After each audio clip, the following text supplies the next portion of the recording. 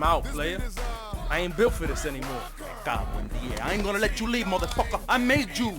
We connected for life. I can't be the dope man forever. My seed can't grow up in this street drama. Man, I can't believe you letting a bitch break up our family. This is supposed to be MOB, money over bitches. Come on, dog. Don't disrespect my lady. And you don't have to justify my thug. I know I made a deal with the devil by being in the game. Yo, we gotta talk about 25 to Life.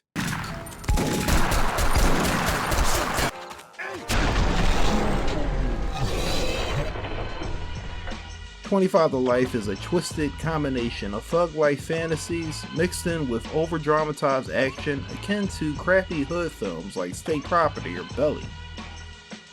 In major areas of gameplay where other third-person shooters succeed at, 25 to Life fails. 25 to Life lacks a decent story despite having the player play as 3 different characters across the stages. Yeah, this is pretty stupid. So you start as Freeze, a gangster who's in the game, I guess. The drug game, I mean, you know, it's not like they ever say it's the drug game, they just keep calling it the game for some reason. It gets really annoying. Promise me you would get out the game. I'm ready to be out to Miami. We talked about it, but Sean ain't trying to hear me. Yo, it ain't that easy to walk away from this game, Monica. This shit is all I know. You gonna be knowing this game all by yourself in a minute. Now Freeze is thinking about getting out of the game and going legit. And what's the best way to do that? Well, you commit more crime. He starts to talk with his partner Sean, who for some reason has a golden desert eagle that he loves pointing at you, and they set up a drug deal. Yeah, a real great way to go legit. Freeze ends up getting set up by some sexy female cop named Mendoza, not that it matters, and the game begins.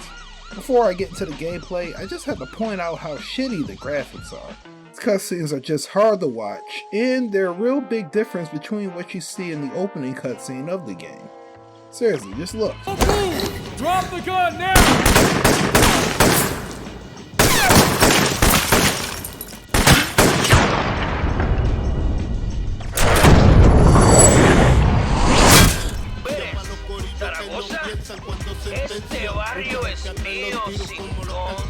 No para siempre, mi hermano, no para siempre. Parece que va a ser flores y un funeral para ti también, mamabicho.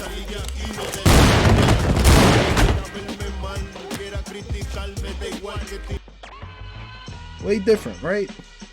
Anyway, this is obviously a super budget title, yet still it was sold for around $50 when it came out. And whoever provided the voice work for these characters should really be ashamed. Then again, it's not like they had a whole lot to work with. The story is poorly written, but more on that later because I actually have to play this game. So the basic objective in the game is to simply shoot everyone. Well, not everyone. In between killing cops and gangsters, you have to try your best not to hit civilians. Not that it matters in most cases, as the aiming in the game is so poor you can't help but shoot some innocent bystanders.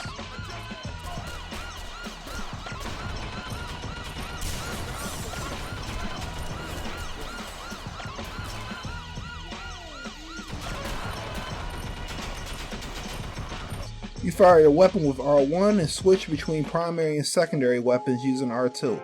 I will say that there is a pretty good variety of weapons, but you'll have to switch them countless times since you can only hold so much ammo. And with the bad targeting and stiff movements of your character, you'll find yourself wasting a ton of ammo. And speaking of stiff movements, your characters move with the speed of a snail, as they have little mobility. Sure, you can crouch behind things, but it's not really that effective in preventing damage. On top of that, your player is just slow as balls. Did I mention that before? When the trailer for this game came out, well, 25 to Life seemed like it was going to be a fast-paced action game. But that's not the case at all. There's no sprinting or diving or anything that you would see in other third-person shooter games. This was 2006 when this game came out. I mean, we already had games like Max Payne or Dead to Rights where your character was fully mobile. Crouching is even done poorly in this game, as evident by the awkward duck walk. But once you actually get into the action, the gameplay gets even more miserable. There's no strategy involved here, just go in and shoot everything. Kill them all and let God sort them out.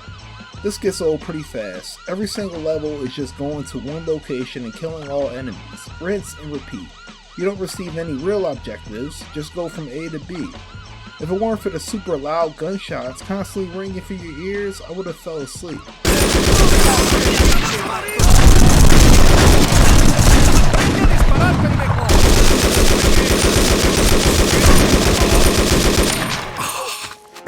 Combat or gameplay is just boring and not done good at all.